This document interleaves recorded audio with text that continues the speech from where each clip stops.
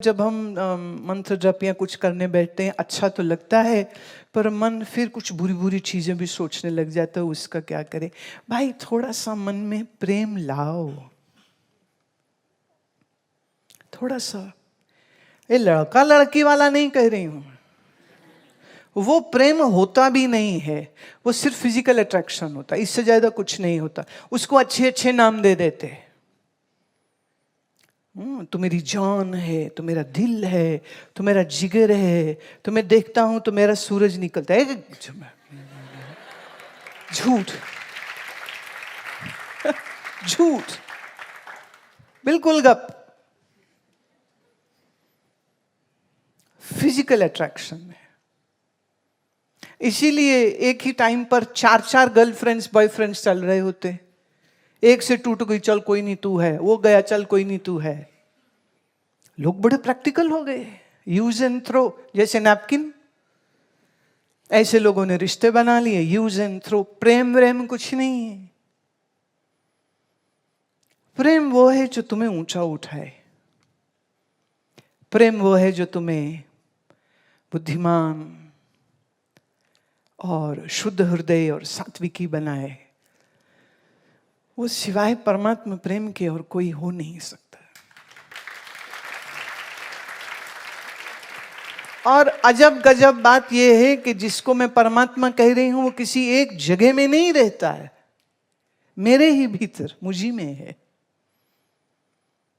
अब ज्यों ज्यों आप साधना करते, ज्यों ज्यों आप मंत्र जप करते, चाहे वो श्री कृष्ण का, राम का कि शिव का, आप किसका भी नाम के साथ अगर प्रीति करते हैं, मंत्र जप करते हैं, बैठे और रीढ़ की हड्डी सीधी की और गहरा श्वास और भीतर जाती श्वास में ओम नमः शिवाय, श्वास बाहर छोड़ी, ओम नमः शिवाय, ओम नमः शिवाय। 1 into 2 है ना रेशो, तो 1 बार अंदर 2 बार बाहर, 2 बार अंदर तो 4 बार बाहर।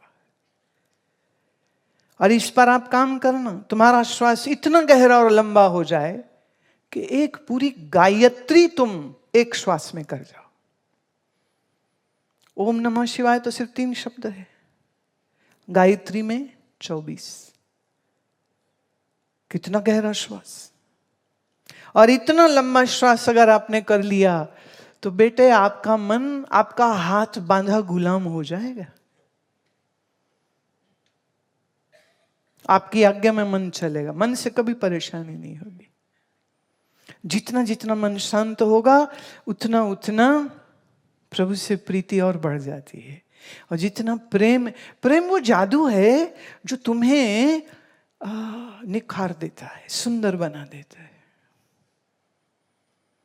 बहुत सुंदर बना देता है, बहुत आकर्षक बना देता है, क्योंकि आपके पास प्रेम की शक्ति होती है। ये प्रेम के रस को जीवन में लाओगे ना तो तृप्ति है, नहीं तो तुम जीवन में जो मर्जी कर लो, मन असंतुष्ट और दुखी और अशांत रहेगा, कभी इस बात पे कभी उस बात पे।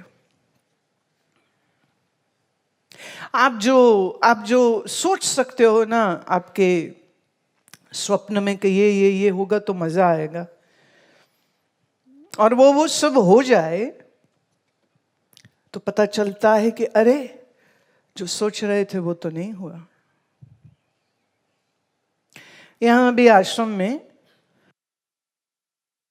इस यूथ शिविर में जो डांस की वर्कशॉप दे रही हैं, वो एक समय में इंडिया की टॉप मॉडल थी, राइट? टीवी में फिर चली गई तो फिर वहाँ बहुत सारे इन्होंने बहुत अच्छे अच्छे खतरों के खिलाड़ी, वो भी इसने किया। फिर फिल्में भी करी, 2-3 फिल्में करी अनुराग कश्यप के साथ, बहुत नाम शोहरत सब कुछ। लेकिन उससे पूछना शांति कब आई? जब प्रेम आया, जब जीवन में योग आया।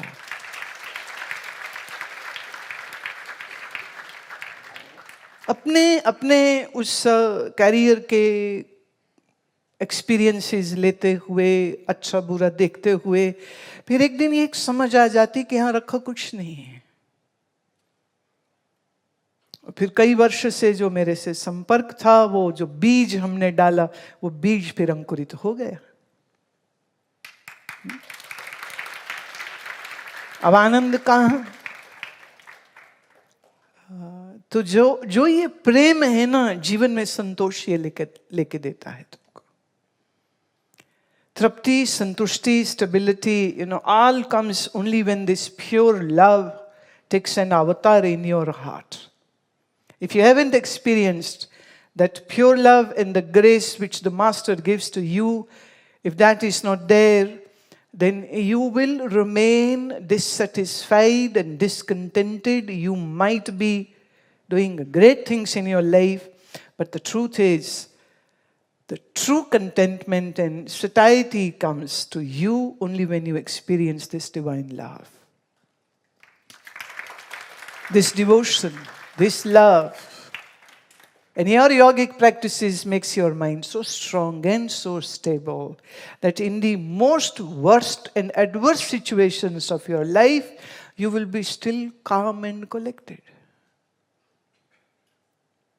एक कहानी नहीं है। हमारा एक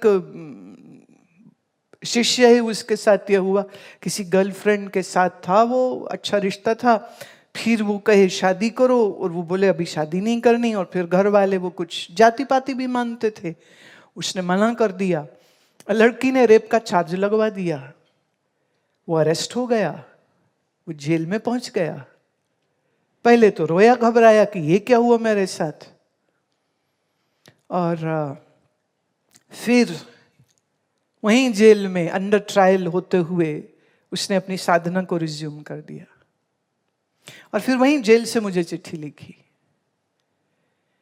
कि ये हुआ है मेरे साथ, पर मैं यहाँ पर बहुत शांति से हूँ, क्योंकि मुझे तो आश्रम जैसा वातावरण लग रहा है। आश्रम जैसा इसलिए क्योंकि समय पे खाओ, समय पे सो, बाहर कहीं जाना नहीं, तो मेरे पास बड़ा वक्त मिलता है। जेलर को रिक्वेस्ट करी कि मैं योगासन करना चाहता हूँ। जेलर ने कहा ठीक है करो। बोले मुझे देख के मेरे 5-6 और कैदी आ गए, कोई अंडर ट्रायल है, कोई सर्व कर रहे हैं, बोले वो भी करने लगे। फिर एक दिन जेलर से कहा क्या हम योग निद्रा कर सकते हैं? वो क्या होता है समझाया, तो उन्होंने उसकी भी परमिशन दे दी। तो करीब 25-30 कैदी योग निद्रा कर रहे हैं। फिर जब उसने मुझे चिट्ठी लिखी तो हमने गीता भिजवाई, फिर क्लास में वहां पर गीता की क्लास शुरू हो गई।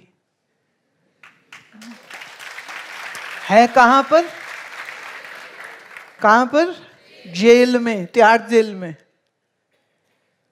फिर वहां से कई कैदियों की चिट्ठी मुझे आई, कहते हमको अब ये समझ लग गई है, हमने गलतियां करी हैं, हम कोर्ट में जाके अपने सारे जुर्म कबूल कर लेंगे, जो सजा मिलेगी वो भुगत के फिर आपके पास आएंगे। तो ना केवल वो बदला, बल्कि उसकी वजह से और कितने लोग बदल गए। और कहां पर? इससे खराब हालात तो नहीं हो सकते कि झूठा आरोप है और बंदा जेल में है, लेकिन वहां रह करके भी वो अपनी साधना कर रहा है। और हमने उत्तर दिया तो वो उत्तर उसने जेलर को और दूसरे मित्रों को दिखाया कि ये मुझे जवाब आया है। और उसने फिर बाकियों के पत्र जब मेरे पास आए, इससे मुश्किल क्या हो सकता है, पर वहां भी उसका मन शांत है। फिर पैरोल पे घर आया, उसे ये नहीं मालूम थी पैरोल क्यों हुई, पर जब घर पहुंचा अपनी गली में तो पता चला उसके पिताजी की मृत्यु हो गई थी। तो बोले उस समय फिर दुख लगा कि अरे मैं पिताजी की कोई सेवा नहीं कर सका और वो चले गए। पर फिर याद आया रहना नहीं देश बेगाना है। बोले एक बार रोया, फिर शांतिपूर्वक उनका अंतिम संस्कार जो भी किया करके वापस जेल में। तो मेरा वैराग्य और बढ़ गया। और अब बस यही प्रार्थना है कि ये वैराग्य, ये साधन मेरे जीवन से नहीं जाए। और तो कुछ भरोसा नहीं है, सब ऐसे ही है। एक समय में सम्मानजनक जॉब थी, गर्लफ्रेंड थी, सब अच्छा था, और फिर उसी गर्लफ्रेंड की वजह से जेल में पहुंच गया। हालात ऐसे हो गए, पीछे पिताजी मर गए। लेकिन बोले मेरे लिए ये मेरे जीवन के सबक थे।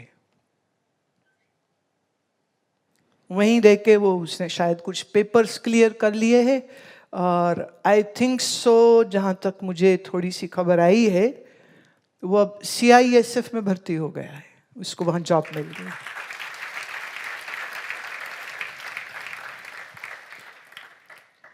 तो जिंदगी यूं यूं ऊपर नीचे मालूम नहीं क्या क्या रंग दिखाएगी, पर अगर आपके हृदय में गुरु प्रेम है, आपके हृदय में ईश्वर प्रेम है, आप अपनी साधना अच्छे से करते हैं, कोई चीज तुम्हें गिरा ही नहीं सकती।